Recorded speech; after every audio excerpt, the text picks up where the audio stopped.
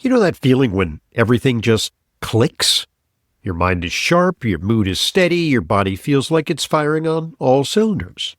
That's not luck, that's what your body is capable of every single day. Now, I've looked into a lot of fish oil supplements, and honestly, most of them are mystery sourced, overprocessed, blasted with heat, and packed with synthetic add-ins. But this one is different. Omega-3 Rejuvenate from Big Bold Health starts with wild Alaskan salmon and cod, sustainably caught from some of the cleanest waters on the planet, and then it's processed at low temperatures to preserve what actually matters.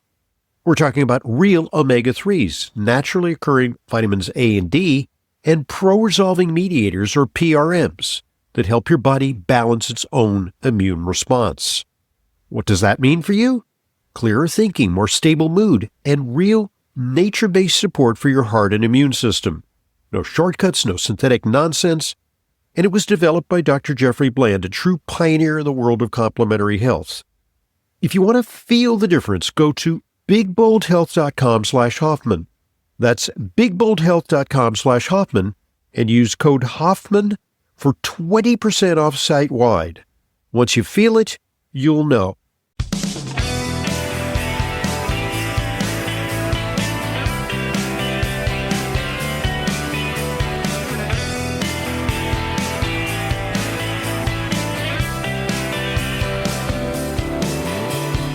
Welcome to today's Intelligent Medicine Podcast. I'm your host, Dr. Ronald Hoffman. Today we're going to talk about how everything is all about energy. All the medical conditions that we suffer from, all the malaise that we suffer from, may boil down to simply a deficit in our energy production and conservation. With us today is an expert on the subject. He has numerous credentials.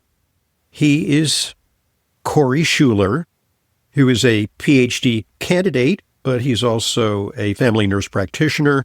He has a DC chiropractic degree, and he is a CNS, as am I, a certified nutrition specialist and director of medical science and product innovation for Allergy Research Group, a really fine, kind of a legacy manufacturer, very innovative company in the field of nutritional medicine. So kudos to you if you're working for them. You're really putting on your thinking cap and developing innovative new products. He's written a wonderful, I think a real kind of a decisive paper, which is a real paradigm shift in our understanding of how disease and ill health originates. It's got a technical title, but we're going to boil it down for you in colloquial language. It's entitled Energy Allocation, Resilience, and Endocrine Integration, and it's published in a distinguished journal, the International Journal of Molecular Sciences, and it's got some important news we can use for maintaining our overall health. And the key word is the R word, resilience. We want to maintain that resilience. We want to go with the flow. And we want to bounce back from adversity and challenges. So without further ado, here's Corey Schuler, soon to be Dr. Corey Schuler. Congratulations. Well, I did actually complete the PhD. So we're good okay. There. Congratulations. Yeah. So you did not suffer from PhD-itis, a frequent malady that PhD candidates suffer from. So congratulations. I'm going to refer to you as, by the title you've earned, Dr. Schuler. And Corey and I are long-term colleagues in this field, and we currently both serve on the board of directors of the Board for Certification of Nutrition Specialists, the BCNS. And so both of us are CNSs. Maybe, let's get that out of the way. What's that all about, and why did you choose to go through the rigorous training and testing process to become a certified nutrition specialist? Yeah, it's a longer story than it needs to be, but the reality is that I found myself at a bit of a crossroads where I have this curiosity and I have to know it and understand it. And I was learning the way a lot of us learn nutrition, kind of through peers, through seminars, through other things, and found that I really just needed to get more more deeper and broader into things. And so, yep, did a master's degree in nutrition, and that was helpful. And then worked with some mentors to get my supervised training in, and found that that was exactly what I needed to get the breadth and depth that I was looking for. And passed a rigorous exam, which is not the least of it. It's a challenging test, and it kind of weeds out the creme de la creme of nutritional professionals. I had the opportunity to actually take that exam at Tufts University. And if you're, those of us that are familiar with nutrition research, that's like going to Rome. That's the place to be. And so that's where I took my exam, and I was like, this is cool. I feel like I've made it now. And indeed you have. So great.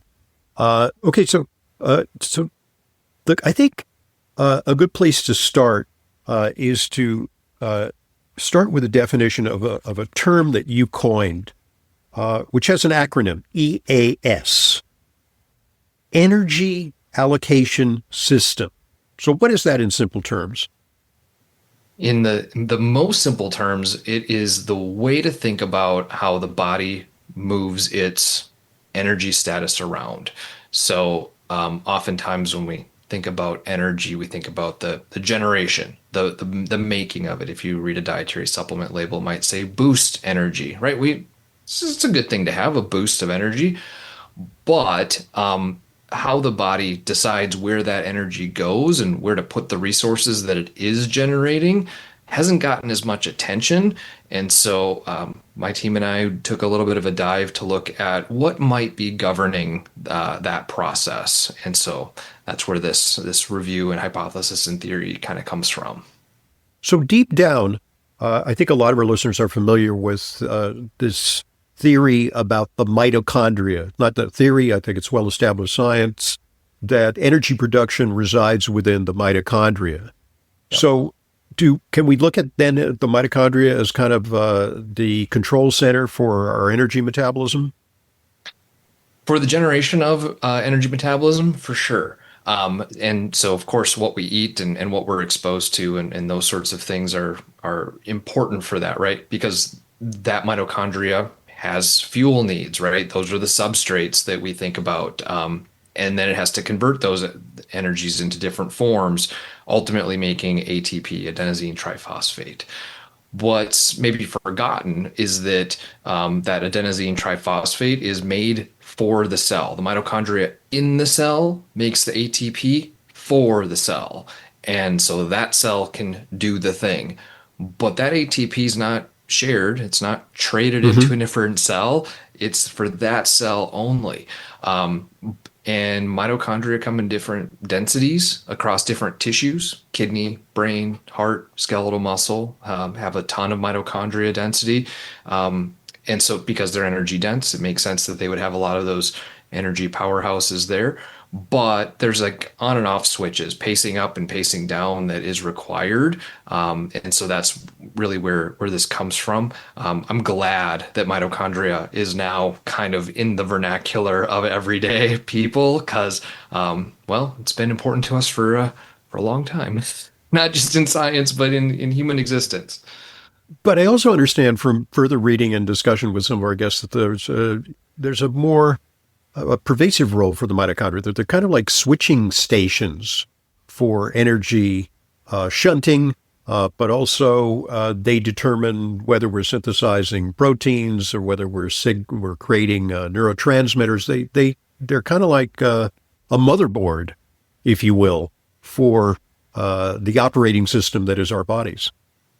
Yeah, there's lots of signals to and even from the mitochondria that signal other cellular processes.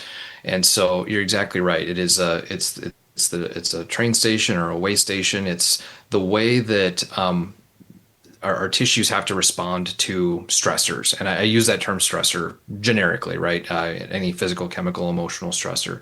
And that is important because, as you talked about, like there's the metabolic flexibility, that substrate switching.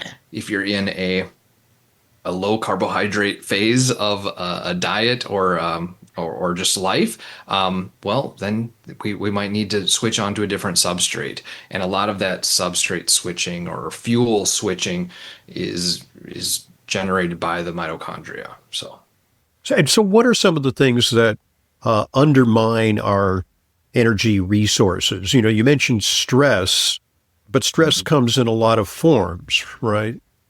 Yeah. It's actually the predominant factor. And when we talk about it in the literature, we talk about the integrated stress response or the ISR.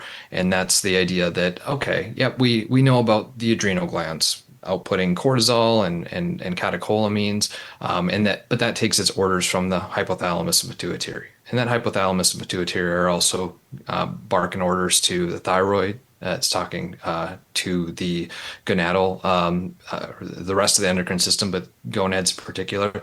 And what we now know is that there's some feedback mechanisms, not just in that stress response, but also in what else the body is able to produce at the time that it needs it. So, hormones have gotten a lot of publicity right now. And I appreciate that. And hormones are important, and we do hormone replacement therapy at our clinic. But it's not always the right thing for everyone. We now know that they're more safe and effective than they've ever been, but they can kind of override some of the underlying foundational functions of the body, of like, oh, well, hormones are there for long-term investment, long-term health, that sort of thing. So that's good. Longevity. We're talking about all the right things. However, that can shunt resources away from the more immediate needs, actually, including things like metabolic function and metabolic pacing. So that's So where they don't go to the root of the problem. Sometimes they sort of paper over the problem. So if a person is like exhausted, burnt out, suffering from age-related pathology, just giving them, testosterone, estrogen, progesterone, DHEA, you name it, thyroid hormone, and or adrenal support, that may not be necessarily the fix. Yeah, and or the complete fix, Right. Because oftentimes hormone replacement makes people feel better on a relatively short-term scale, right? And not just short-term band-aid. Like, you feel better pretty soon after starting that protocol. But there may be other things that we need to do around that. There's a key factor that I think is just of interest to a lot of people. And because we're talking about mitochondria and we're talking about these other pieces, but there's this word that has drawn attention in the last decade or so, called mitohormesis. And Mm-hmm. hormesis is another word that it's been around a lot longer, but specific to mitochondria is mitohormesis. And mitohormesis is this idea that the stress response or the ability to respond physiologically is dose dependent. When you have insufficient stressors, which sounds weird, right? We want less Mm-hmm. stressors usually in our Yeah. lives, but when you don't have enough use stress or positive stress, that can be just as bad as the maladaptive excessive stress. So oftentimes, right, that's where the conversation of stress comes in. Is like, oh, you need to reduce it or you need to get better at responding to it. But we also need to decide, hey, maybe we actually need more of certain stressors that have been ignored. And so that's a little bit of the background thesis of where this energy allocation system really comes from. Figuring out the dose and type of stressors is really important, because just starting with hormone replacement therapy or the other pieces of it, doesn't really, you're right, it doesn't really Mm-hmm. get to the root of maybe we're missing out on a stressor here or there. In other words, what doesn't kill you sometimes makes you stronger. So we can think of things like uh, intermittent fasting and or sauna, cold plunge, or maybe bouts of exercise, strenuous exercise, uh, not into the red zone, obviously, because that'll create a shutdown or an injury scenario, but that periodically introducing these, even challenges, mental challenges, like, I'm never going to retire because I think I would just, veg out and atrophy. I Yes. think that these are important considerations when it comes to this concept of eustress, and beautiful term mitoformesis, giving a bit of a challenge to your mitochondria, but not overwhelming them. Right. Yeah. And I want people to think about that. Hey, when you're doom scrolling or when you're watching binging a show and you're just sort of on autopilot and nothing's really happening, take an assessment, take a feel of what your body is really doing. Do you feel relaxed? In most cases, that's actually not happening. Your body actually kind of develops its own stressor because you're not stimulating the cells, the tissues to need to respond. And in that case, there's your body creates it. We see that too in neurodivergence. We see it in ADHD. We see it in other, say, named clinical pathologies where sometimes when somebody's not getting enough input, they have to create that themselves. Yeah. It's actually thought there's been books like the book Brain Energy, which suggests that some of these psychiatric pathologies may be the result of a mental brownout, sort of a 25 watt light bulb in the brain instead of a 150 watt light bulb, with brain energetics being the issue. Yeah, I totally agree with all of that, and I think more to the point of like, oh, hey, well, how do I use this? Like, right when I'm talking to patients and I'm saying, oh, they say I don't have a lot of energy. I like to reframe that just so I can get a better understanding and clarity. I'm saying, is it low physical energy? Like if I asked you when you feel tired and you say I'm tired or I'm exhausted, could you go for a 20-minute walk? Or is that not possible? Could you read a couple chapters in a book, or is that not possible? Kind of distinguishing mental and physical energy. And that helps us understand a little bit where is that thing moving around? I think of it like a fabulous triage nurse, right? 15 people show up at the ER and they have to figure out who needs immediate attention and who can have to sit there for a little bit, right? Our body has triage nurses all over in different signals. Call them sirtuins, and AMPK is another a switch that we like to refer to. But there's a number of these things that are, I'll say, on and off switches, right? It's not just one or another, which allows for different gear shifts. Like you can gear up, you can gear down, but there's a whole spectrum within that is required. So oftentimes when people are tired, and we can distinguish which one is, if it's mental or physical type of energy, or just like world exhaustion, too much news or too much. There must be a German word for that. I'm trying to think of it. It's like a multi-syllable word. Yeah. Yeah, I'm not good with German, but there's several that I draw from when I'm talking about like circadian patterns and things like Zeitgeber. That's right, another good one, which is a great stressor actually. Zeitgebers, which just means circadian stress, circadian cue, right? Like early morning sun and things that can affect lifestyle. Going to bed at a reasonable hour rather than allowing artificial light at night to take over, which would be a negative Zeitgeber. Okay, folks, at this point, let's pause and allow one of our sponsors to share an important message with you. So here goes. Listen up.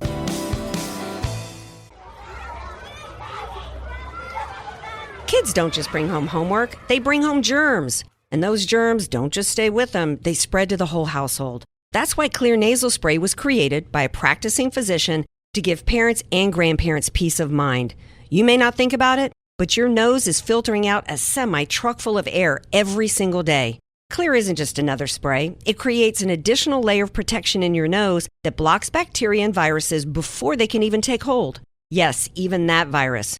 Supporting your body's defenses right where germs first try to enter. Clear is a hygiene product recommended for daily use. Drug-free, non-drowsy, and safe for all ages. Just a quick spray in the morning and evening helps you cleanse your nose.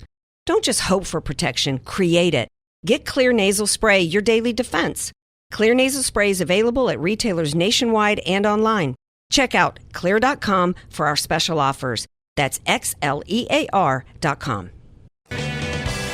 Thanks for listening, and thanks for supporting our sponsors. They are what make Intelligent Medicine a continuing free resource to you. And now back to our guest, Dr. Corey Schuler. you're involved in integrative or functional medicine. You see a lot of patients who've been to conventional doctors, and they don't feel well. They're exhausted. They're tired. They have lack of vitality. And yet it doesn't map very well on conventional blood tests. All kinds of analysis performed on them. They say you're essentially normal. I don't know, maybe you need an antidepressant. So how do we discern these patterns? Is there a way that, in a more nuanced way, that we can test for these impediments to optimal energy production? Yeah. Cortisol has gotten a lot of attention, right? Okay. And in the conventional world, serum cortisol, or the blood test for cortisol, is usually done in the morning. And an unchallenged cortisol, I don't want to say it's worthless, but it definitely has some lack of utility. We're really looking at serum cortisol if we suspect disease states like Addison's or Cushing's disease. But other than that, usually that's going to show up normal. There's sort of a cortisol challenge test that you can do as well. Again, more on the pathology side of things. I tend to try to persuade people to not ask for that or not get that done. If we're really looking at cortisol, it would be good to see a diurnal pattern, whether that's through salivary or urinary cortisol patterns, multi-specimen samples, even multiple days of samples can give a better understanding of that. I'll say a surrogate for that might actually be the continuous glucose monitors or the continuous glucose biosensors. What might that show in a person with a burnt out adrenal system? You usually see some erraticness or glycemic excursions, and oftentimes you'll see those overnight, which you're not picking up even on the saliva and urinary cortisol testing, but you might see these glycemic excursions where somebody's getting on the lower side of their range, usually under 70 or so, in the middle of the night. And what that does is it triggers the body's response to actually stimulate more cortisol production in that time, which then brings up the glucose. It's perceived as a threat by the body. The body reacts, kind of an emergency response, break the glass. And then we have poor sleep quality, which is also unrestorative, and it can result in a vicious cycle. Yes. So also, in your scheme of things, the thyroid also plays a fundamental role in this. And I think you have a more nuanced approach to thyroid function than sometimes dictates the way that endocrinologists and conventional doctors look at thyroid.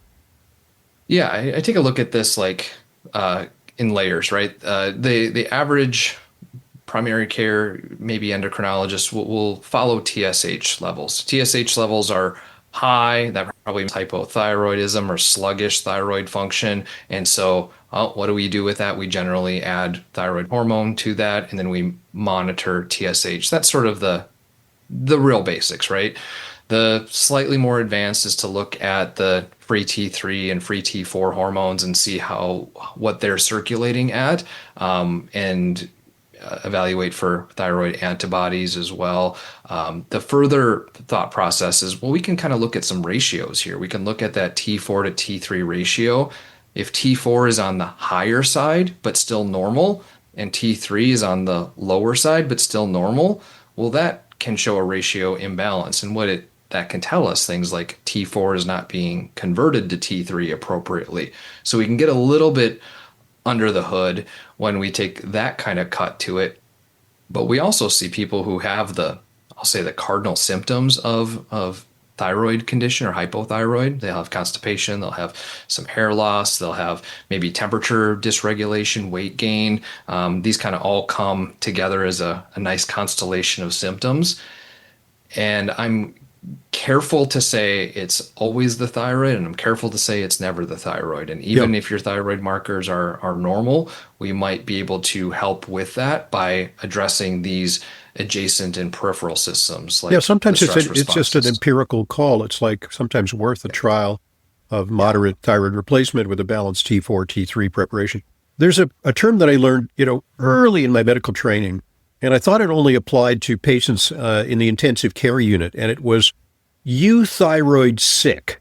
Which is a fancy term, which means that your thyroid test is normal, but you're sick because it looks normal, but it's not functioning.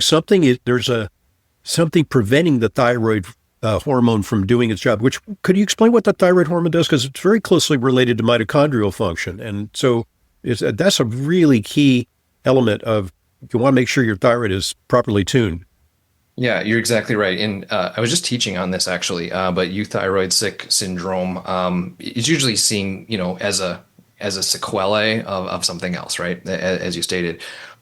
But T3, that metabolically active thyroid hormone, so T4 being converted to T3 doing a lot of the work, knocks on the cell door and says, "Can I come in and work on the nucleus?" And that is where we see a number of different comorbidities that show up if T3 is either not at the level that we wanted to see, or it's being bound to other things. So it can be bound.